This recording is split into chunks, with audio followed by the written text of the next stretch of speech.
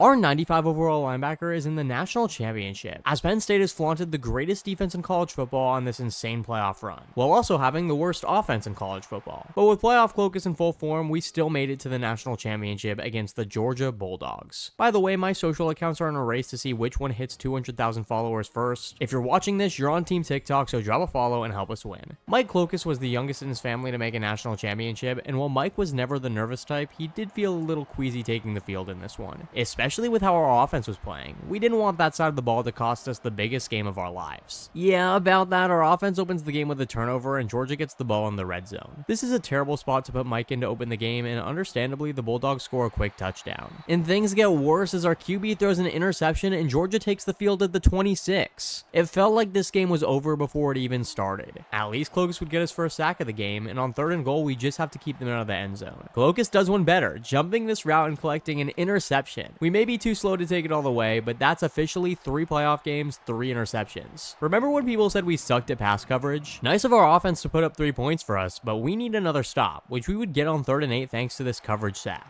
I can't even make this up. We get off the field just to witness another offensive turnover, and the Bulldogs have it at the 25. I mean, not doing anything is one thing, but then there's active sabotage, and that's what this felt like. By the grace of God, we managed to hold them to a field goal. I just don't know how much longer our defense can hold this up, especially because our offense goes 3 and out, and this unit is gas, starting to let up big plays. Georgia would go down the field and score a touchdown, and it felt like that was it. Our offense would end the half with a field goal, but it wasn't much of a consolation. The Bulldogs opened the half with 3, and that felt like the dagger. Plus, our offense didn't respond, so with 1 quarter to play, Georgia in the red zone, I thought it was over. That's when playoff Clokus arrived. We meet this running back outside, blow him up, and the ball is popped free. It's picked up by a teammate, and go, please don't get caught, come on. Our offense might not be able to score, but our defense sure can. This was a fumble return for a touchdown, and it was suddenly a ball game. We just needed one more stop to give this team a chance. On 1st down, Mike would miss on this tackle, but we still slow him up for a minimal gain. 3rd down at the 2-minute warning, this was for the game. With no one open, Mike makes a beeline for the QB, who tries to escape for the first, but is stopped by a teammate. Once again, our defense does its job, and our offense turn up this one time.